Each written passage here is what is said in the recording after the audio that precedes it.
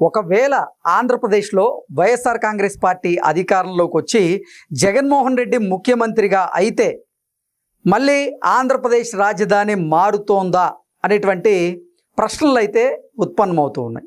అలాగే సామాజిక మాధ్యమాల్లో విపరీతంగా చర్చ కూడా జరుగుతోంది. దీనికి కారణం ఏంటంటే వైఎస్ఆర్ కాంగ్రెస్ పార్టీ అధినేత జగన్మోహన్ రెడ్డి నిన్న ప్రెస్ మీట్ పెట్టి అటు మచిలీపట్నాన్ని, విజయవాడని, గుంటూరుని కలుపుతూ రాజధాని రావాలి అంటూ ప్లాన్ బి అనే దాన్ని తెర మీదకి తీసుకొచ్చి మావిగన్ అని పేరు కూడా పెట్టాలనేటువంటి ప్రతిపాదన చేసినటువంటి క్రమంలోనే ఒకవేళ జగన్మోహన్ రెడ్డి మళ్ళీ ముఖ్యమంత్రి గనక అయితే రాజధాని మారుతోందా అనేటువంటి చర్చ జరుగుతున్నటువంటి క్రమంలో దీని మీద మనం పూర్తి స్థాయిలో విశ్లేషణ చేసుకుందాం. ప్రస్తుతం మనతో పాటున్నారు ప్రముఖ రాజకీయ విశ్లేషకులు లింగమనేని శివరామప్రసాద్ గారు. వారితో మాట్లాడదాం. సార్ నమస్తే సార్. ఒకవేళ వైఎస్ఆర్ కాంగ్రెస్ పార్టీ మళ్ళీ అధికారంలోకి వచ్చి జగన్మోహన్ రెడ్డి గారు గనక ముఖ్యమంత్రిగా అయితే రాజధాని మారుతోందా అనేటువంటి చర్చ జరుగుతోంది. దీని మీద మీ విశ్లేషణ ఏంటి సార్? అంటే ఒకటి, జగన్మోహన్ రెడ్డి గారు అధికారంలో రావడం కొత్త ఏం కాదు. 2019 నుంచి 24 వరకు అధికారంలో ఉన్నారు. ఆ రోజున అసెంబ్లీలోను కౌన్సిల్లోను ఇది 3 రాజధానుల బిల్లు పెడతానికి ప్రయత్నం చేశారు. అక్కడ ఫెయిల్ అయ్యారు. కోర్టులో ఫెయిల్ అయ్యారు. కోర్ట్స్ కూడా మన హైకోర్టు, సుప్రీంకోర్టు కూడా 3 రాజధానులు అనే పదానికి వ్యతిరేకంగానే బిల్స్ కూడా ఈయన విత్డ్రా చేసుకున్నారు. కేసు కూడా విత్డ్రా చేసుకునే పరిస్థితి ఉంది. అంటే ఆ రోజున ఇంకా కేంద్ర ప్రభుత్వం నుంచి పూర్తి స్థాయిలో మద్దతు లేదు. లేనప్పుడు కూడా ఆ విధంగా జరిగింది. ఇప్పుడు మీకు కేంద్ర ప్రభుత్వం అంటే పార్లమెంటు ఆంధ్రప్రదేశ్ రాజధాని అమరావతి అని చట్టబద్ధంగా వాళ్ళు మనకి స్పష్టం చేస్తున్నారు. ఇవాళ రాజ్యసభలో కూడా అయిపోతుంది. ఆంధ్రప్రదేశ్ రాజధాని అమరావతి అని వచ్చేస్తుంది. రేపు పొద్దున ఆంధ్రప్రదేశ్ రాజధాని అమరావతి కాదు అని మీరు అనుకోవాలనుకోండి. ఇవాళ ఇప్పుడు జరుగుతున్న పనులు ఈ స్పీడు చూస్తే మనకి ఇప్పుడు కేంద్ర ప్రభుత్వ సంస్థలు కూడా అన్ని బిల్డింగ్స్ మొదలెడుతున్నాయి. బ్యాంక్స్ అన్ని హెడ్ క్వార్టర్స్ కడుతున్నాయి అక్కడ. ఓకే, ఇవన్నీ జరుగుతున్న సమయంలో రేపు 2027 చివరికల్లా ఈ బిల్డింగ్స్ అన్ని పూర్తి అయిపోతాయని చంద్రబాబు నాయుడు గారు చెప్తున్నాడు, ముఖ్యమంత్రి గారు. అంటే ఒకవేళ ఆ సమయానికి ఇవన్నీ పూర్తి అయిపోతే ఇక్కడ ఏదైతే అసెంబ్లీ తర్వాత ఏది హైకోర్టు, సెక్రటేరియట్, ఇవన్నీ ఐకానిక్ బిల్డింగ్స్ అన్నీ కూడా పూర్తి అయిపోతే తర్వాత రాజధాని ప్రాంతంలో కూడా మీకు సీడ్ యాక్సిస్ రోడ్లు అవన్నీ అయిపోతున్నాయి ఆల్మోస్ట్. అక్కడ మిగిలిన అన్ని ఏది ఎమ్మెల్యేలకి, ఎమ్మెల్సీలకి, తర్వాత జడ్జెస్కి, ఉద్యోగస్తులకి, ఐఏఎస్ ఐపీఎస్లకి అందరికీ క్వార్టర్స్ కూడా పూర్తి అయిపోయాయి అనుకోండి. అలాగే రైతులకు కూడా వాళ్ళకి సంబంధించిన భూములన్నీ అప్పచెప్పేస్తే అక్కడ కూడా నిర్మాణాలు పూర్తి అయితే అమరావతి అనేది ఒక రాజధాని కింద ఎస్టాబ్లిష్ అయిపోతుంది. అవును, పూర్తి స్థాయిలో. అంటే ప్రజలు తిరగటం, వెళ్ళటం ఎక్కువ, ఇవన్నీ జరుగుతాయి. అంటే రాకపోకలు పెరుగుతాయి. అక్కడ కార్యకలాపాలు పెరుగుతాయి. అవును, ఎప్పుడైతే ఇవన్నీ జరుగుతున్నాయో మీకు హోటల్స్, తర్వాత షాపులు, ఒక అట్మాస్ఫియర్ క్రియేట్ అయిపోతుంది రాజధానిలో. అంటే అప్పుడు రాజధానిని మార్చాలన్నా కష్టమే.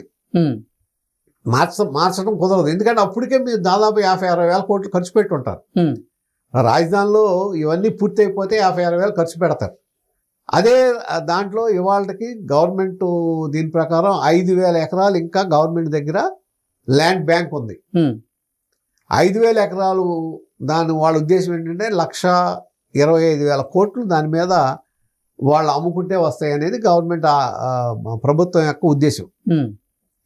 ఇవన్నీ అంటే సెల్ఫ్ సస్టైన్డ్ క్యాపిటల్ అనేది అందుకే దాని భూముల నుంచే దానికి మళ్ళీ ఆదాయం వస్తుంది, అమ్ముకుంటే అప్పు తీరిపోతుంది అనేది ఒక ఉద్దేశం. ఇక్కడ జగన్మోహన్ రెడ్డి గారు అనేది ఏంటి, మేము వస్తే మార్చేస్తాం, మార్చేసే అవకాశం లేదా అంటే లేదు. కారణం ఏంటంటే రైతులతో ఉన్న అగ్రిమెంటు ప్రభుత్వానికి, అదే వీళ్ళకి అడ్డం పడుతుంది. రైతులకు కాంపెన్సేషన్ వీళ్ళు ఇవ్వలేరు. ఒకవేళ అది కాదు మేము చేయాలంటే వాళ్ళకి దానికి సరిపడా కాంపెన్సేషన్ ప్రభుత్వం ఇచ్చి తీరాల్సిందే. అవును, అది జరగదు. కాబట్టి కోర్టులు వాళ్ళకి అండగా నిలబడతాయి, రైతులకు అండగా నిలబడితే కోర్టులు ప్రొటెక్ట్ చేస్తాయి. తర్వాత పార్లమెంట్లో చట్టం అయింది కాబట్టి ఇవాళ మార్చే అధికారం రాష్ట్ర ప్రభుత్వానికి ఉండదు. మళ్ళా వీళ్ళు ఒక తీర్మానం అసెంబ్లీలో దాన్ని తీర్మానం చేసి మళ్ళా దాన్ని పార్లమెంట్కి పంపించాలి. పార్లమెంట్ పంపిస్తే ఆమోదం పొందుతో తెలియదు.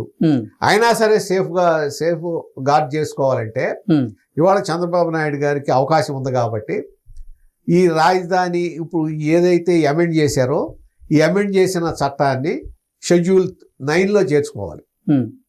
అంటే 2/3 మెజార్టీతో పార్లమెంట్ ఆమోదం పొందితే షెడ్యూల్ 9లోకి వెళ్ళిపోతుంది. దాన్ని మార్చడం దాదాపు సాధ్యం కాదు. అది కూడా చేసేస్తే పూర్తి స్థాయి చట్టబద్ధత వచ్చేస్తుంది. అంటే చట్టబద్ధ సెక్యూరిటీ. మళ్ళా వీళ్ళు కోర్టుకు వెళ్ళటం, లేకపోతే వీళ్ళు ఏదో చేయటం, దానికోసం రైతులు మళ్ళీ కోర్టుకు వెళ్ళటం, కోర్టు ఖర్చులు ఇవన్నీ భరించే అంటే ఏం మారదు, కానీ ఇబ్బంది పడతారు. ఆ ఇబ్బంది పడే అవకాశాన్ని కూడా తప్పించినట్టు అవుతుంది. సో ఎట్టి పరిస్థితుల్లోనూ జగన్మోహన్ రెడ్డి గారు వచ్చినా ఎవరు వచ్చినా సరే అమరావతిని మార్చే అవకాశం ఉండదు ఇక ముందు. కాబట్టి దాని గురించి ఏమి ఇబ్బంది పడక్కర్లా, దాని గురించి చర్చ కూడా చేయక్కర్లా.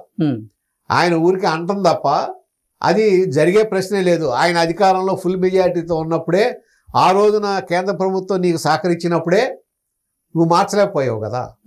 ఇవాళ కొత్తగా మార్చేది ఏముంటుంది? అది అసాధ్యం. కాకపోతే ఏంటంటే ఏదైతే జరుగుతున్నాయో అది త్వరగా కార్యక్రమాలు పూర్తి చేసి కన్స్ట్రక్షన్స్ పూర్తి చేసి అమరావతి పునర్నిర్మాణ పనులు శరవేగంగా జరిగి త్వరితగతిన గనక అక్కడ ప్రభుత్వ ప్రైవేట్ రంగ సంస్థలు అక్కడికి వచ్చి పెట్టుబడులు పెట్టి అక్కడ ఇన్ఫ్రాస్ట్రక్చర్ కనుక డెవలప్ అయితే ఖచ్చితంగా డెఫినెట్ గా అది దాన్ని మార్చడం ఎవరి వల్ల కాదు, అవ్వదు. ఇప్పుడు ఇవాళ హైదరాబాద్ ఉంది, హైదరాబాద్ తెలంగాణ రాజధానిగా చేశారు, మార్చడం ఎవరి వల్ల అవుతుందా? లేదు, ఎవడో అవ్వదు కదా. అప్పుడు ఎప్పుడైతే అవన్నీ ఏర్పడినాయో దాన్ని మార్చడం కూడా ఎవరి వల్ల కాదు. అంటే ఈ మాటలు మాట్లాడటానికి అవకాశం ఉండదు, దీనికి ఇంకా ఖర్చు పెట్టాలి, ఈ డబ్బులు ఎక్కడ వస్తాయి, అప్పు ఎక్కడ నుంచి తీసుకొస్తారు, ఈ మాటలనే అవకాశం ఉండదు. అంటే ప్రస్తుతం లోక్సభలో అమరావతికి చట్టబద్ధత వచ్చింది, ఆ చట్టాన్ని మార్చేటువంటి అవకాశం ఉంది అని జగన్మోహన్ రెడ్డి నోట ఆ మాట రావడానికి వెనక కారణం ఏంటి? అసలు ఏదైనా వ్యూహం ఉందంటారా? ఏం లేదు, కింద పడ్డా మాది పైకి అంటమే. వ్యూహం ఉంటుంది. వ్యూహం ఎక్కడ ఉంది? వ్యూహం ఉంటే మావిగానే మాట ఎవడన్నా అంటాడా? ఎగ్జాక్ట్లీ, అది వ్యూహం కింద రాదు. వ్యూహాత్మక తప్పిదం అంటారు. వ్యూహాత్మక తప్పిదం కాదు. ఒక విధంగా చెప్పాలంటే ఆయన నవ్వులపాలు అయిపోయాడు జనం మధ్యలో. ఆంధ్రప్రదేశ్ రాష్ట్ర ప్రజల మధ్యలో ఆయన మాట్లాడిన మాటలు నవ్వులపాలు అయ్యేటట్టు విధం కాదు, అది తప్పది. అది ఆయన యొక్క స్టేటస్ ని, ఆయన రాజకీయ పరిణితిని దిగజారుస్తున్నాయి. ప్రజల దృష్టిలో అది ఏది ఆమోదం పొందదు. అది ఆ మాటే అసలు కుదరదు. ఇది ఆ మాట అంటాం, ఆ సజెషన్ ఇవ్వటం, ప్లాన్ బి అని చెప్పటం. అసలు ప్లాన్ బి ఏంటి మిమ్మల్ని ఎవరైనా అడిగితే కదా, ప్లాన్ ఏ ఉంటే కదా ప్లాన్ బి అనేది. అది ఒకటే ప్లాను. అమరావతి సింగిల్ క్యాపిటల్, ఏకైక ప్లాన్ అదే. దానికి బి లేదు, సి లేదు, ఏ లేదు, ఓన్లీ వన్ అమరావతి అంతే క్యాపిటల్, అంతే, ఓన్లీ వన్. బి లేదు దానికి. ఇంకా అటువంటిప్పుడు మీరు చెబితే మాత్రం ఏం ప్రయోజనం? మీరు ఒకవేళ అన్నట్లుగా మీకు 2029లో అధికారంలోకి వస్తుందని మీరు అనుకుంటే ఆ సమయానికి అమరావతి పూర్తి అయిపోతుంది. అమరావతిలో దాదాపు వేల కోట్లు ఖర్చు అయిపోయి ఉంటాయి. అమరావతి డెవలప్ అయిపోయి ఉంటుంది. అక్కడ కార్యకలాపాలన్నీ మొదలైపోతాయి. మొదలైపోయిన తర్వాత మీరు మార్చేది కూడా ఏముండదు. ఒకటి.